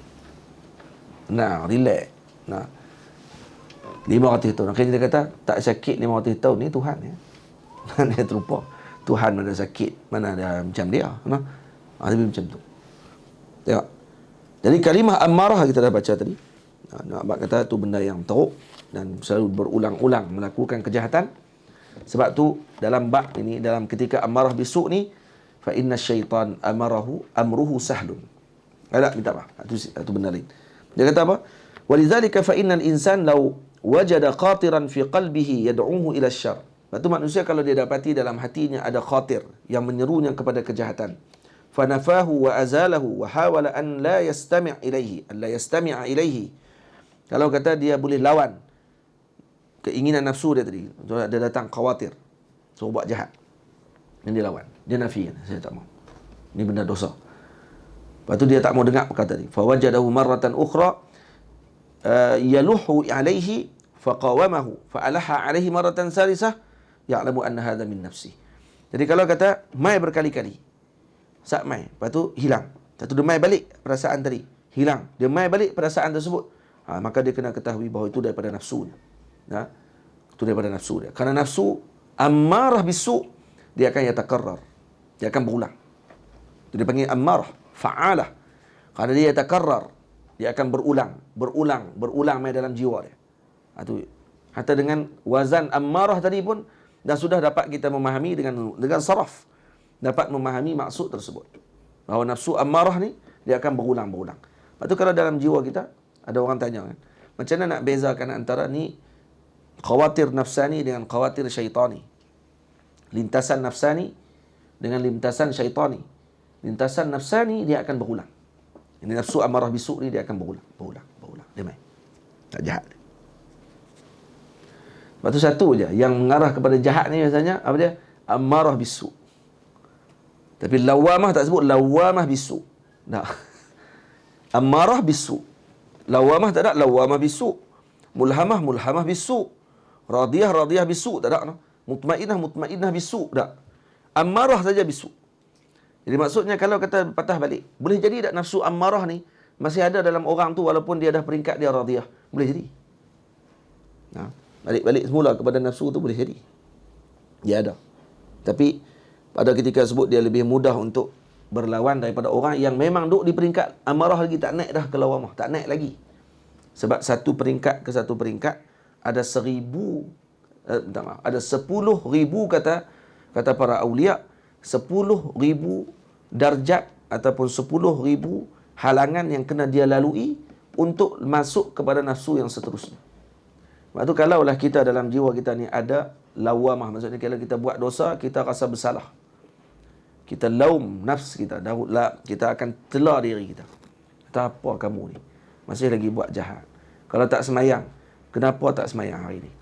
Rasa bersalah dalam hati. Maksudnya kita dah tahu. Kita dah naik dah satu peringkat. Peringkat lawamah. Naik dah lawamah tu. Tapi lepas tu cuma lawamah tak selamat. Lawamah dia akan boleh pergi kedua tempat. Sama ada dia akan balik semula ke amarah bisu dan dia akan buat balik maksiat, atau kalau dia bermujahadah dia akan boleh sampai ke mutmainnah. Itu kata Maulana Syekh Ali, ada orang yang mati dia dalam keadaan sentiasa berjihad melawan nafsu lawamah sahaja sampai mati. Tak naik peringkat nafsu dia. Dia cakap lawamah je.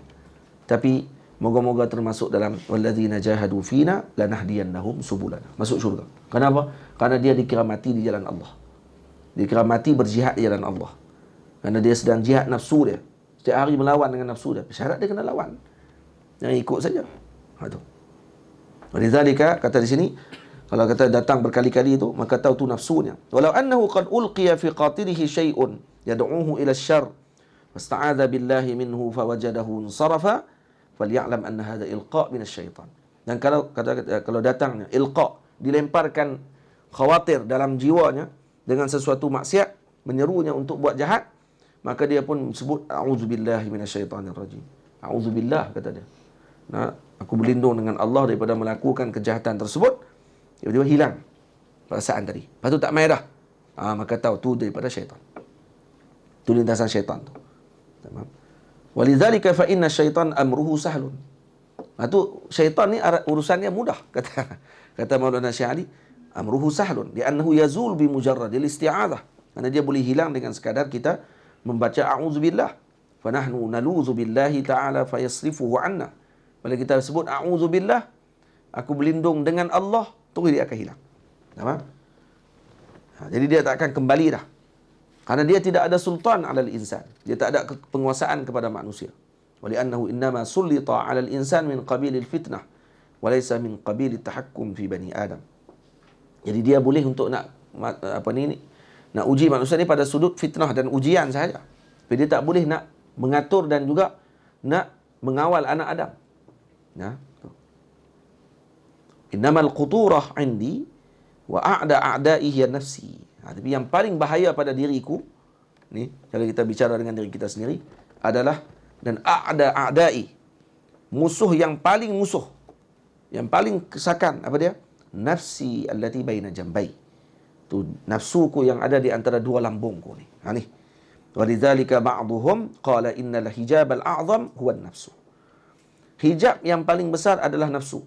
Wal hijabu huwa alladhi yahulu bainana wa bainal wusul ila Allah. Asim. Hijab ni lah yang telah menghalang kita di antara kita dengan Allah untuk sampai wa bainana wa baina takhliyati qulubina minal qabih. Dan di antara kita untuk nak membersihkan hati kita daripada keburukan. Wa bainana wa baina tahliyati qulubina bis sahih. dan di antara kita untuk kita nak menghiasi hati kita ni dengan ketaatan dan kebaikan. Dan ni akan menghilangkan yang menutup kasyf, yang menutup asrar, yang menutup al-anwar. Semua ni. Siapa dia? Nafsu. Sebab tu, فَالنَّفْسُ أَمَّارَةٌ بِالسُّوءِ يَنْبَغِي عَلَيْنَا أَن نُزِيلَهَا. Kena buang. وَالَّتِي تَحُولُ بَيْنَ الْإِنسَانِ وَأَنْ نَمُرَّ عَلَى تِلْكَ الْمَرْحَلَةِ بِسَلَامٍ وَبِدَايَةُ ذَلِكَ هُوَ سُلُوكُ طَرِيقِ اللَّهِ. Ni. Macam nak buang nafsu amarah bisu', jalannya adalah dengan memasuki jalan Allah. Wa an nuzila anfusana min hadhihi al-marhalah wa nadkhulu ila marhalati allati ba'daha. Jadi kena masuk dengan marhalah demi marhalahnya. Lepas tu para ulama ahlillah meletakkan penanda bagi masuk ke jalan ini adalah dengan tariqun nafi wal isbat. Dengan tariq nafi dan isbat, iaitu la ilaha illallah. Ini zikir dia. Zikir untuk melawan dengan nafsu ammarah bisu'. Dengan la ilaha illallah. Karena la ilaha illallah padanya ada nafi, padanya ada isbat. Dan padanya ada dalalah alal adam dan ada dalalah alal wujud. La ilaha illallah. Maksudnya dia adam, dilalah kepada adam. Yani adamul ilah al-akhar alladhi yastahiqqu an yu'bad, dengan dalalah alal wujud, ay wujud al-ma'bud bil haqq huwa Allah subhanahu wa ta'ala. Tamam. Jadi ini adalah haqiqatul khalq. Jadi itu disebutkan Allah walam yakun syai'un ghairuh. Ini dalam permulaan perjalanan. Ini panjang Syekh syarah di sini. Syarah tentang sifatul af'al, tentang sifatul zat. Ini ada mengaji dalam kitab tauhid. Dan orang yang masuk dalam bab ni, dia akan yakin bahawa Allah Ta'ala lahu sifat. Bila sebut la ilaha illallah, kita yakin Allah Ta'ala ada sifat. Dan sifat pula ada dipanggil sifat af'al, ada sifatul zat. Tamam? Dan kemudian dipanggil asma'ul af'al pula, macam tu pun ada juga. Tak apa, saya tak mau baca semua tu. Kemudian disebut la ilaha illallah ya awwalu zikri. Li'anna al-amra huna amru ibadah. Wal maqsud fihi huwa Allah. Wal maqsud fihi huwa tahqiqu natijah. Tahqiqu natijatin. Ay an nuhaqqiqa natijatan fi sa'yina ila Allah. Untuk kita tahqiq perjalanan kita dan penghujung kesimpulan hidup kita ni kepada Allah. Dan apa natijah dia? Natijah daripada la ilaha illallah dengan zikir ni, iaitu mengetahui tentang adab bersama dengan Allah. Dan juga kita menyelesaikan perkara-perkara yang buruk dalam nafsu kita. Dan kita naik kepada peringkat kehambaan yang seterusnya. Itu maksudnya. Tamam. Dan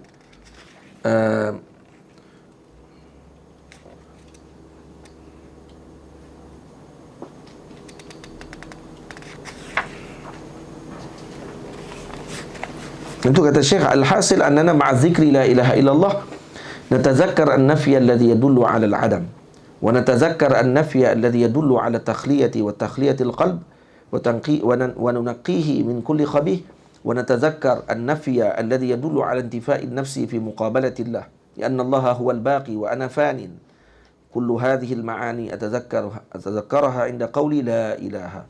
Jadi waktu sebut la ilaha tu, kita hadir perasaan apa dia? Hadirkan maksud bahawa tidak ada yang wujud melainkan Allah Ta'ala dengan wujud yang hakiki. Yang kita sebut dan itu kata Allah tidak bersifat dengan adam, manakala kita bersifat dengan tiada. Allah bersifat dengan wujud, manakala kita bersifat dengan fana dan seumpamanya. Hadir pada waktu tersebut dengan zikir tadi. Maka ketika hamba tadi telah melalui zikir-zikir tersebut, yang ini disebut oleh Maulana Syekh Ali Hafizahullah Ta'ala, dia kadang ada sampai 10,000 hijab yang perlu untuk dia habiskan. Dan ada di kalangan murid yang mana mereka sampai naik kepada nafsul lawamah dalam masa satu hari. Berkat sidqun fit tariq, benar dalam jalan dia tadi, Allah bukakan jalan kepada dia sampai nafsu mutmainnah, sampai kepada nafsu lawamah dalam masa satu hari. Ada orang sampai 40 hari tak selesai lagi. Masuk suluk al-arba'iniyin tu, tetap masih tidak selesai lagi nafsu ammarah. Tetap nak suruh buat jahat juga. Maka dia kena bimbingan guru. Itu ada yang sampai 1 tahun suluk, yang sampai 2 tahun suluk, sampai 3 tahun suluk, sampai diberikan fath oleh Allah dan dilihat oleh gurunya, maka baru diberikan izin untuk dia keluar pada waktu tersebut. Jadi bukan jalan yang mudah untuk kita sebut satu persatu ni. Saya baca ni tu ringkas-ringkas itu. Itu dah lajak-lajak dah, ada beberapa benda yang kita tak baca kerana perbahasan dia panjang.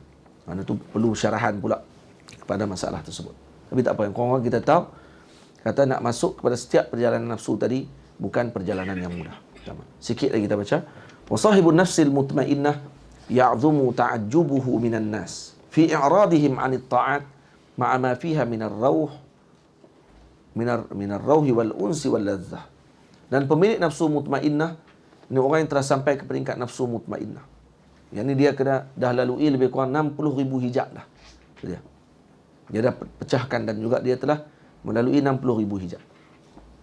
Sangat besar ketakjubannya kepada manusia dalam berpalingnya mereka daripada segala ketaatan berserta apa yang ada padanya dari kerehatan, ketenangan dan kelazatan.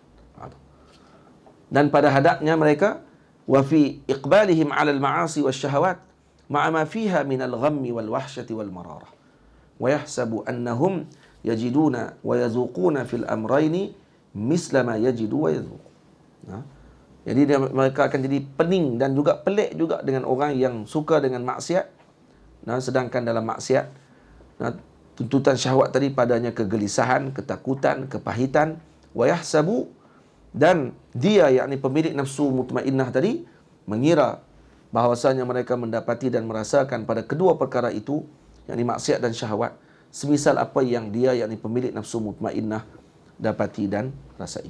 Macam mana ni? Wa yahsabu annahum yajiduna wa yazuquna fil amrain. Tak. Silap ni. Bukan pemilik nafsu mutmainnah. Yajiduni wa yahsabu annahum, dia ni mengira bahawasanya mereka tu siapa dia? Annahum hum tu kepada ahli maksiat tu. Ahli maksiat. Mendapati dan merasakan fil amrain misla ma yajidu wa yazuq. Dan dia menyangka bahawa mereka tadi merasakan seperti mana yang dia rasa. Summa yarji'u ila nafsihi wa yadhkuru ma kana yajidu min qablu fi tanawul asyahawati min al-ladzati wa fi fi'li at-ta'ati min al-mararati faya'lamu annahu lam yasil ila ma huwa fihi illa bi mujahadatin tawilatin wa inayatin minallahi 'azimatin. Kemudian dia kembali ke dirinya dan dia mengingati apa yang dia kecapi sebelum ini pada melakukan tuntutan syahwat daripada segala kelazatan dan pada melakukan taat daripada kepahitan, maka faya'lamu annahu lam yasil ila ma huwa fihi, maka dia mengetahui bahawa dia tidak akan sampai pada keadaannya sekarang ini, iaitu pada martabat tersebut, melainkan bi mujahadatin tawilatin, dengan mujahadah yang panjang, wa inayatin minallahi 'azimatin, dan penjagaan daripada Allah Subhanahu wa taala. Jadi sahibun nafsil mutmainnah, pada ketika dia berada pada nafsu tersebut, dia akan rasa pelik dengan orang yang suka dengan maksiat dan meninggalkan taat. Pada taat ni ada padanya kelazatan. Dia macam ada orang panggil kek, yang ada 2 kek di situ ataupun 2 daging. Kita bagi gambaran dengan daging. Satu daging yang busuk, satu daging yang baru dimasak. Jadi dia pelik macam mana mereka ni pakat pilih daging busuk. Tu macam tu. Kita nampak ni hakikat tu. Orang yang nafsu mutmainnah, dia nampak hakikat tersebut. Kemudian dia pakat pergi berebut tanam daging busuk, tinggal daging yang baru dimasak, yang lazat. Tamam? Jadi dia heran. Tapi kemudian dia kembali balik pada diri dia. Dia ingat balik. Tentang makana yajidu min qablu fi tanawuli syahwat min al-ladzat. Dia pun teringat balik, kata dia pun dulu macam tu. Dan juga ketika melakukan taat tadi, padanya berlaku kesusahan dan ta'ab, mararat, maksudnya kepedihan dan juga kepahitan yang dia lalui, itu susah. Maka akhirnya dia akan kembali balik kepada Allah. Dia akan hilang ta'ajub dia tadi. Sebab tu kata ni, idza zahara sabab batala al-ajab. Ini kaedah bila kata dia tahu dah sebab dia. Sebab dia kenapa? Kerana kesemuanya masih lagi dengan nafsu tersebut dan masih tertutup dengan hijab nafsunya. Kan tu dia tak nampak hakikat perkara. Bila dah tertutup dengan hijab nafsu, tak nampak hakikat perkara tadi, maka yang buruk, yang masin, yang pahit pun dianggap manis. Ada bukan dia? Yang busuk dianggap manis.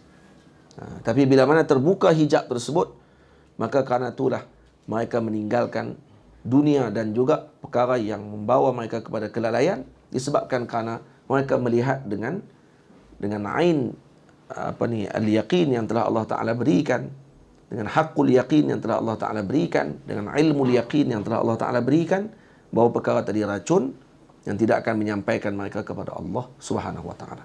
Dan akhirnya kembali kepada apa? Kembali kepada Allah. Balik kepada Allah Taala balik.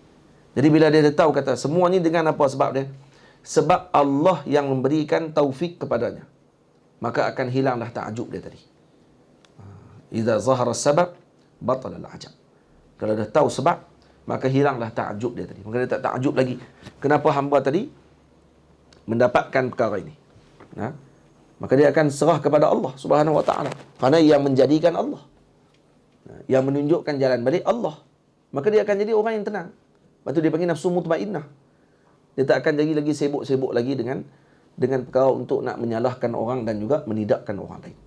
Malah dia akan menjadi orang yang taslim ila Allah, serah kepada Allah. Kerana Allah lebih mengetahui tentang urusan hamba tadi. Itu maksudnya. Sebab tu bila tengok kisah-kisah para wali Allah Ta'ala, mereka yang berada dalam nafsu mutmainnah ni, luar biasa keadaannya. Dan luar biasa muamalah dia dengan hamba. Ada Sayyidina Ma'ruf Qarqi radhiyallahu ta'ala anhu duduk di tepi sungai Dijlah. Dengan duduk berehat di tepi dengan Dijlah dengan para muridnya. Tiba-tiba nampak anak-anak muda di seberang jalan tu sedang minum arak dan juga sedang berfoya-foya, main alat muzik dan seumpamanya. Kemudian kata anak-anak murid kepada Sidi Ma'ruf Qarqi, Sayyidi, doakan kehancuran bagi mereka itu. Kepada anak-anak muda tu, doakan mereka hancur. Apa kata Sidi Ma'ruf Qarqi? Ya Allah, seperti mana engkau gembirakan mereka di sini, gembirakan mereka di akhirat nanti. Maksud dia apa dia? Macam mana lah mereka gembira, akhirat nanti bagi dia gembira macam tu juga. Dia tak doa, ya Allah hancurkan mereka. Jadi apa makna gembirakan mereka di akhirat? Maksudnya nanti kalau mereka gembira di sini dengan maksiat yang mereka lakukan, tukarkan kegembiraan tadi kepada taat. Maka nanti di akhirat mereka akan gembira. Yang tu doanya awliya. Dia tak doa suruh hancurkan orang. Itu kita kalau tengok budak-budak muda Willy depan kita di highway, sakit hati tak kita? Sakit hati kita. Hai budak-budak ni. Tak ada wajah hati. Saya heran tengok para masyayikh. Saya naik kereta dengan para guru saya, Syekh Ahmad Mamduh. Kadang bila tengok anak-anak muda yang di Mesir ni, kadang-kadang tepi-tepi jalan tu, yang buah sebagainya, Syekh tak tahu. Koklah Syekh nak kata inilah contoh-contoh orang-orang yang lari daripada Allah. Tak pernah saya pernah dengar Syekh sebut itu. Syekh tenang tengok. Jadi macam tu kan. Kenapa tak sebut macam tu? Kerana kita tak tahu penghujung orang tadi. Dan kita mungkin para guru kita sedang doa dengan orang-orang tersebut dengan kebaikan. Moga-moga mereka akan tinggalkan jalan tersebut, memilih jalan Allah. Lepas tu seperti mana engkau gembirakan, kama farrahahum fid dunya, farrahahum fil akhirah. Di mana engkau gembirakan mereka di dunia, maka gembirakan mereka juga di akhirat. Jadi tengok duk naik motor itu, kita kena doa macam tu juga. Ya Allah, seperti mana engkau gembirakan mereka di dunia dengan makan ais, kemudian Willy, maka gembirakan mereka di akhirat nanti. Iaitu dengan apa? Dengan menyebabkan mereka meninggalkan perkara tersebut dan kembali ke jalan Allah dan akhirnya menjadi ahlullah. Ini kita tak tahu penghujung orang. Kemudian lepas tu pergi mengaji ke, takkan jadi tok guru lepas tu, mana kita tak tahu. Kerana kita bukan susun hidup orang. Jadi kalau tengok macam tu, kita akan jadi apa? Jadi tenang. Jadi lapang. Jadi tak kalut. Jadi orang yang nafsu mutmainnah ni, tak akan ada seorang pun yang duduk dalam nafsu mutmainnah bunuh diri. Dia akan hidup dengan apa yang telah diatur oleh Allah. Walau zahir dia nampak susah, walau zahir dia nampak senang, kaya, tapi jiwa dia tetap dengan Allah. Dia tak akan terpengaruh dengan perkara tersebut. Tamam? Ini yang dimaksudkan dengan nafsu mutmainnah. Qad alimta anna sabra 'anil ma'asi wasyahawati wa 'ala al-mulazamati at-ta'ati huwa al-muwassilu ila kulli khairin wal muballighu ila kulli maqamin syarifin wa halin munifin. Dan sesuai dengan maqam kitab ini, seolah Maulana Al-Habib Abdullah bin Alawi Al-Haddad tidak menceritakan ke semua peringkat nafsu, karena dia memerlukan kepada perbahasan yang panjang. Jadi cukup beliau menceritakan kepada malmah, melihat kepada sebahagian sahaja daripada perkara tersebut. Diceritakan nafsu ammarah bisu', kemudian diceritakan tentang peringkat seterusnya lawamah, dan juga masuk kepada nafsu mutmainnah. Kenapa? Karena nak sampai kepada nafsu kamilah, yang sempurna seperti para anbiya dan para rasul, seakan itu adalah perkara yang mustahil. Karena yang kamilah hanyalah para anbiya dan para rasul alaihi wassalatu wassalam. Jadi betul Al-Imam Abdullah bin Alawi Al-Haddad memadai dengan cukup menceritakan sampai mutmainnah. Cukup itu je. Karena nak naik peringkat seterusnya, yang itu adalah sesuatu yang seakan syibih mustahil untuk kita sampai ke peringkat tersebut. Dan tak ada seorang yang boleh menyamai dengan peringkatnya para anbiya dan para rasul alaihi wassalatu wassalam. Lepas tu para nabi yang paling rendah, 124,000 nabi contohnya, yang ada dalam senarai kenabian, 124,000. Yang kata pegang dengan pandangan tadi. Ada kata 224,000. Kalaulah banyak tu nabi, yang paling tinggi nabi kita, nabi mana? Nabi SAW. 124,000 atau 224,000 yang paling tinggi Rasulullah. Paling rendah siapa dia? Nabi yang paling hujung sekali. Tak tahu siapa dia. Walaupun begitu, tak ada seorang pun wali Allah Ta'ala yang paling tinggi boleh melangkaui Nabi yang paling rendah tadi. Takkan boleh melangkaui. Kalau kita kata yang kita kenal Sayyidi Abdul Qadir Jilani, Sultanil Awliya, Sayyidi Abu Hasan Al-Syadzuli, Al-Imam Ibnu Athaillah As-Sakandari, Sayyidi Abu Abbas Mursi, ini murid-murid kepada Sayyidi Abu Hasan Al-Asy'ari, Sayyidi Abu Hasan Al-Syadzili. Ini khutub kira yang luar biasa. Sayyidi Abdul Salam Mashish, guru kepada Sayyidi Abu Hasan Al-Syadzili. Guru Sayyidi Abu Hasan Al-Syadzili, Sayyidi Abdul Salam Mashish. Ini kibar wali Allah Ta'ala. Kalau macam mana safi, bersih hati mereka sekalipun, sehingga dibukakan oleh Allah Ta'ala dengan alam mulk, dengan malakut, alam jabarut sekalipun, tak akan boleh melangkaui peringkat Nabi yang paling rendah. Baik, bagaimana dengan Nabi kita Muhammad SAW, yang ada pada nombor 1 pada 124,000 orang. Dan macam mana ada seorang ni boleh pergi sebut kata nafsu Nabi ada nafsu, kita pada nafsu. Nampak tak? Nampak dia tak faham nafsu. Lepas tu bila kita tegak bab tu, pakat geger. Tak macam mana boleh sebut Nabi nafsu sama dengan kita? Kamu faham tak nafsu ni apa dia ni? Yang kata kamu baca dalam hadis, tengok Nabi tengok seorang perempuan, Nabi masuk dalam rumah mandi, balik dan keluar daripada rumah, rambut Nabi basah. Nabi kata seorang yang melihat isterinya, maka seorang yang melihat seorang perempuan dan dia terasa teringin dengan perempuan tersebut, maka hendaklah dia mendatangi isterinya. Kerana apa yang ada pada isterinya ada pada perempuan tu. Lepas tu dia kata, Nabi macam kita. Bisyarah pula. Nabi pun macam kita. Nabi pun orang lelaki. Kepala otak dia. Ni dalil kata ni orang tak kenal dengan Nabi SAW. Orang tak kenal dengan Rasulullah SAW. Seolah menganggap bahawa Nabi melihat seorang perempuan dan Nabi bernafsu seperti mana seorang lelaki biasa melihat Nabi. Yang kalau kita mengaji peringkat nafsu saja pun, kita tahu dah kata, yang ni bolehkah nak cakap macam tu dengan Nabi? Baca peringkat nafsu saja pun kita dah tahu dah. Yang kita tahu kata nafsu yang kalau mengarah kepada benda tak baik ni, dia akan main banyak kali. Ini amarah bisu. Kamu nak kata Nabi Muhammad ada amarah bisu? Ajaib. Lepas tu kamu nak kata tak, lepas tu Nabi melawan dengan nafsu, jadi nafsu lawamah. Tu hang boleh lah. Nak kata macam tu kat Nabi. Dalil kau tak kenal Nabi SAW. Tak kenal Nabi macam mana baca hadis? Tak kenal Nabi macam mana boleh duk syarah pula hadis dekat orang? Dan akhirnya menyebabkan orang tidak kenal dengan Rasul pada hadis Nabi SAW. Yang dikenal apa dia? Yang dikenal kekerasan. Yang keluar daripada majlis mereka akan jadi orang yang biadab. Yang keluar daripada majlis mereka orang yang seperti binatang. Surahnya manusia, jasadnya manusia, nafsunya binatang. Nah, dan kalau diperlihatkan dengan rupa nafsu mereka dan juga keadaan ahwal mereka, tak jauh seperti anjing dan babi. Ini yang dilihat oleh para awliya Allah Ta'ala. Lepas tu para wali kadang dibuka kasyaf kepada mereka, nampak orang tu macam babi. Kerana ruh dia macam babi. Jiwa dia macam babi. Nyondoi tak kira apa. Tak ada adab apa langsung. Dan seperti anjing kerana gila dengan dunia. Dan gharak ucapan mereka dan juga perkara yang mereka lakukan tadi hanya semata-mata kerana dunia. Yalhas.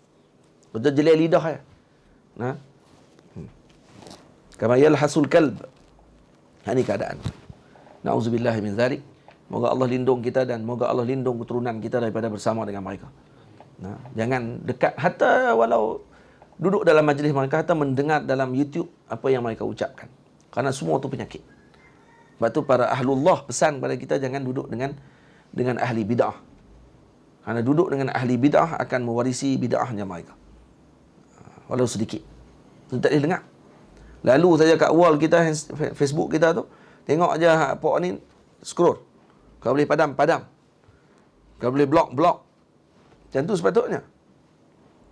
Bukan duk seronok dengar lagi. Tak payah dengar.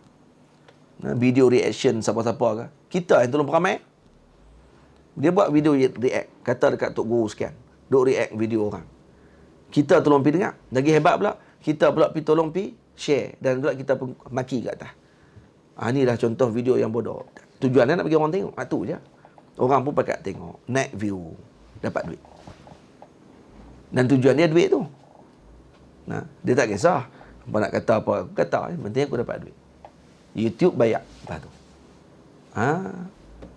Kita yang tolong duk share. Patut kita buat apa? Patutnya tak tengok. Buat tak tahu. Dia nak react kat siapa, mampu pergi ke dia. Dan kita pun tahu, dia kata tak hati. Faham? Sebab tu, ni payah kerana nafsu kita memang suka juga nak tengok. Kita tahu, kena tengok. Kita tahu hujah dia apa dia, Ustaz.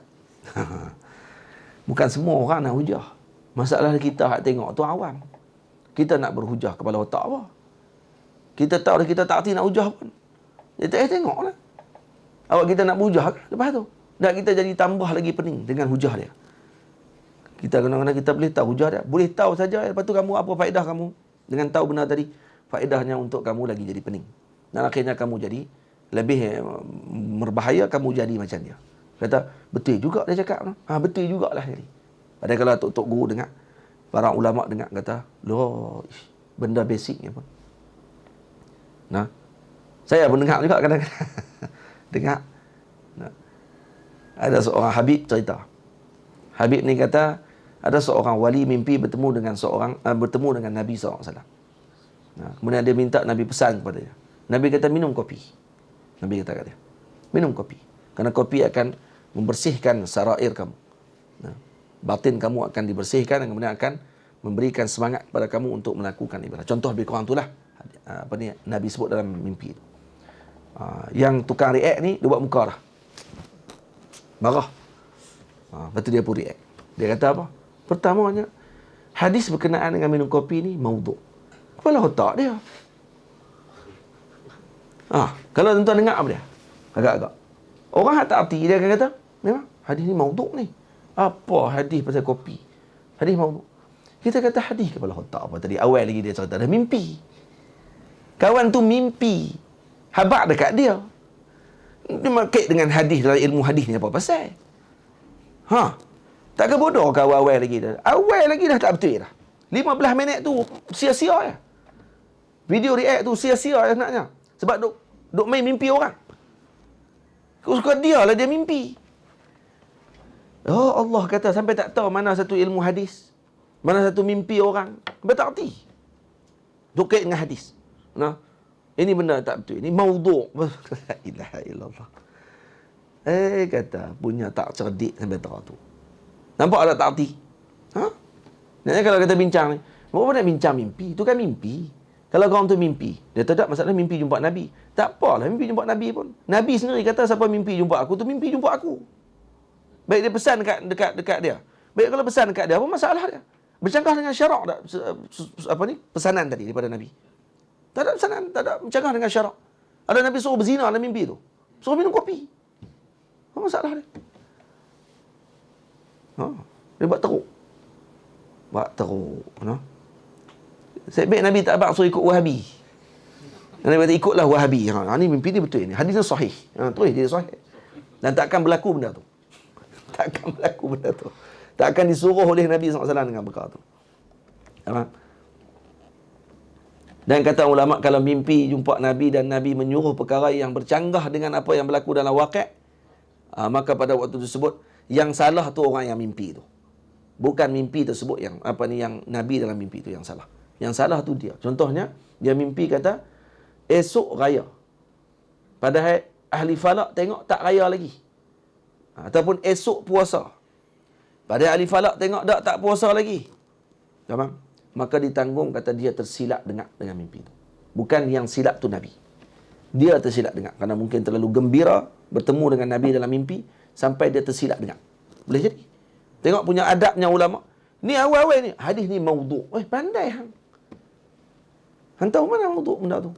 Tu dalil kata dah bodoh daripada awal perjalanan lagi. Macam mana nak bincang 15 minit, 14 minit? Tak ada dengar. Saya dengar tu ya. Saya dengar pun.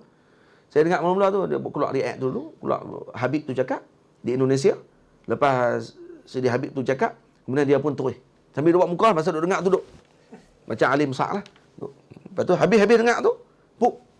Baik, pertamanya hadis berkenaan kopi ni maudhu'. Puk, saya tutup terus. Bodoh. Lepas tu daripada tak payah sembang banyak. Awal-awal lagi dah bodoh lah. Tutup terus, habis. Selesai. Orang bangang kata, dengar kalam dia. Apa bincang bab hadis? Hadis pun hang tak tahu. Sama? Tu tak kira tu. Mana? Ambil kitab nombor 2 selepas kitab biru tu. Ni atas ni. Tapi rak kecil. Rak kecil. Ada rak kecil lagi kat situ. Tu rak kecil. Tu rak kecil. Orang Selangor ni. Tu beg biru belakang dia tu. Tu.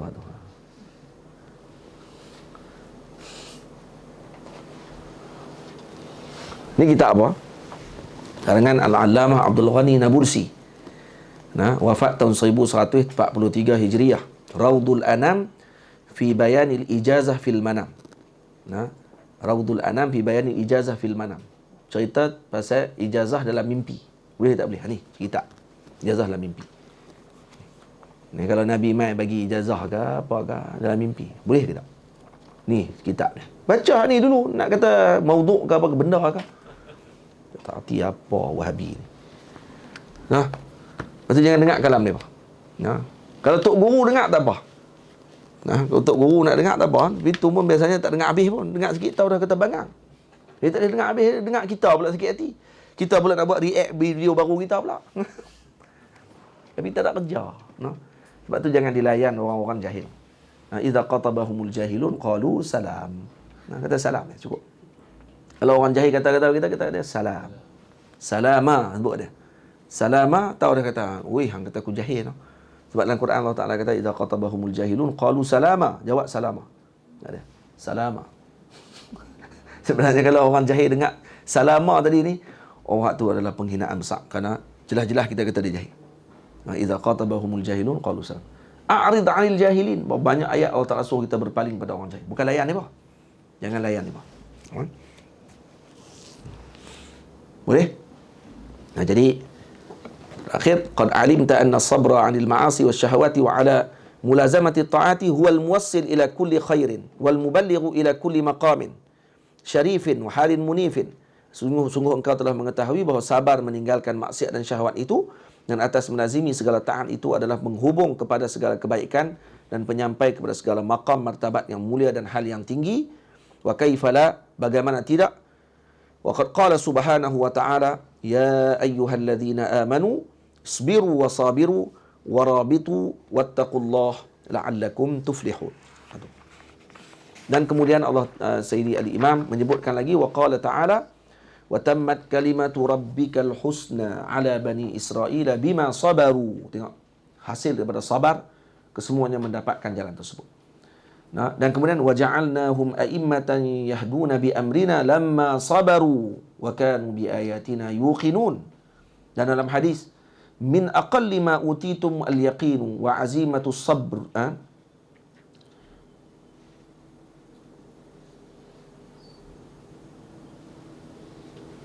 Nah, tamat. Min aqalli ma utitum, yang paling kurang aku beri kepada dia al-yaqinu wa azimatu sabri. Dua. Itu jadi khabar dia. Tamam? Wa man utiya hadzahu minhuma fala yubali bima fatahu min qiyamil lail wa siyamin nahar. Antara kurnia yang paling sedikit diberikan kepada kalian adalah yakin dan keteguhan dalam sabar. Dan kalau siapa yang diberikan dengan dua ni, yakin dengan keteguhan dalam sabar, maka dia tidak akan peduli, tak akan rasa sesal lagi seandainya apa yang dia luput dari qiyamul lail dan berpuasa pada siang hari. Kalau dia tinggal itu pun tak ada masalah. Kenapa? Karena telah diberikan dengan yakin dan azimatus sabri. Itu paling sedikit diberi. Dan puasa disebut oleh Nabi, apa dia? As-sawmu junnatun. Puasa itu adalah penghalang dan puasa itu adalah sabar. Puasa itu adalah sabar. Maka dengan puasa ini juga jalan untuk kita sampai kepada Allah Subhanahu wa ta'ala. Baik, habis setakat tu dulu. Panjang bahas kita baca kitab lain semua. Fasal yang ke-12, faslun fil i'tibari bis sabirin wa anna rizqa. Sabirin tu kena ada alif tu. Bis sabirin wa anna rizqa wa anna, bukan wa anna rizqa maqsumun. Bukan wa anna rizqa. Faslun fil i'tibari bis sabirin wa anna rizqa maqsumun. Fasal pada menyatakan mengambil pelajaran dari orang-orang yang bersabar dan meyakini bahawa rezeki itu telah ditentukan oleh Allah. Pasal yang ke-12 esok insya-Allah taala. Maaf pagi tadi kelas kita tak ada. Saya perut kurang senang. Jadi heran juga. Ni pun duk rasa lagi ni daripada awal kelas, mula-mula baca bismillah terus. Jam tadi tapi terus juga. Alhamdulillah. Niat syifa dengan majlis, alhamdulillah lega, tak ada apa. Ada soalan satu saya jawab. Satu aja. Soal fasal taubat.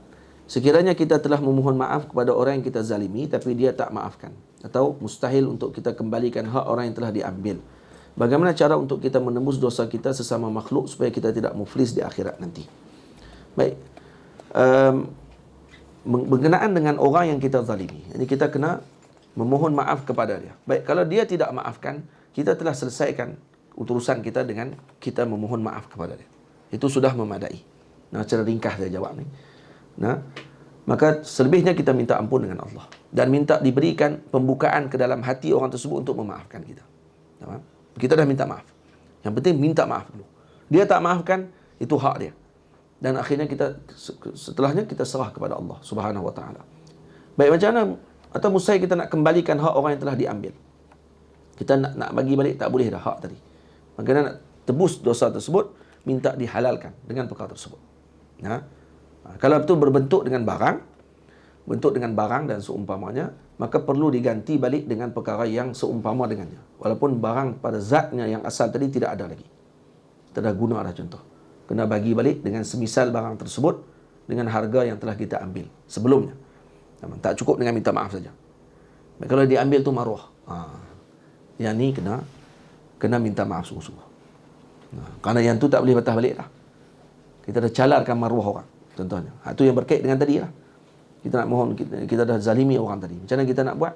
Mohon doa agar Allah Ta'ala lembutkan hatinya, maafkan kita, dan kalau dia tidak maafkan, maka kita mohon ampun dengan Allah Subhanahu Wa Ta'ala setelah kita minta ampun dengan dia. Ada hak dengan manusia ni berat.